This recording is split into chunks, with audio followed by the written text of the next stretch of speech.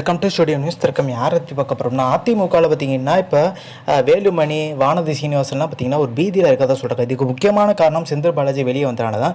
So நம்ம தெரியும், இந்த மாநகராட்சி தேர்தலில் இப்போ திருப்பி பார்த்தீங்கன்னா உள்ளாட்சி தேர்தல் வரப்போது. ஏற்கனவே நடந்த உள்ளாட்சி தேர்தலில் 100 இடங்களில் 99 இடங்கள் பார்த்தீங்கன்னா திமுக ஜெயிச்சு. இதுக்கு முக்கியமான காரணமே பார்த்தீங்கன்னா செந்தில் பாலாஜி. இப்போ திருப்பி அதே நிலைமை, எம்எல்ஏ கூட ஜெயிப்போமோன்ற ஒரு எண்ணத்துக்கு வந்துட்டாங்க. ஒரு பயம் வர ஆரம்பிச்சிச்சு. வேலுமணி, வானதி சீனிவாசன்லாம் பார்த்தீங்கன்னா நினைக்கிறாங்க, இன்னும் 2 வருஷம் கூட பார்த்தீங்கன்னா செந்தில் பாலாஜி உள்ள வந்திருந்தால் நம்மளுக்கு ஒரு பிரச்சனை இருந்திருக்காது, இப்போ நம்மளுக்கு சிக்கல் தான்ற மாதிரி யோசிக்கிறாங்க.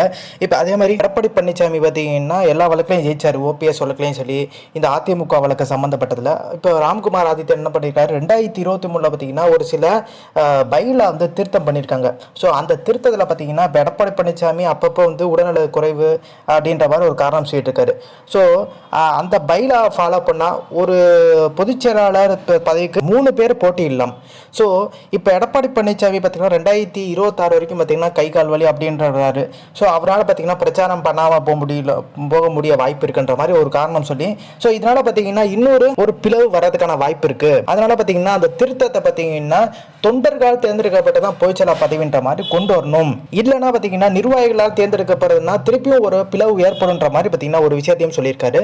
ஸோ அந்த வழக்கு பார்த்தீங்கன்னா நம்மளுக்கு தெரியும், முன்னாடி நடந்தது தான்.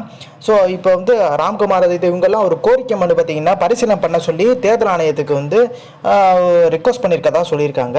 ஸோ இந்த இன்ஃபர்மேஷன் பிடிச்சா லைக், ஷேர், தேங்க்ஸ் ஃபார் வாட்சிங் தி வீடியோ.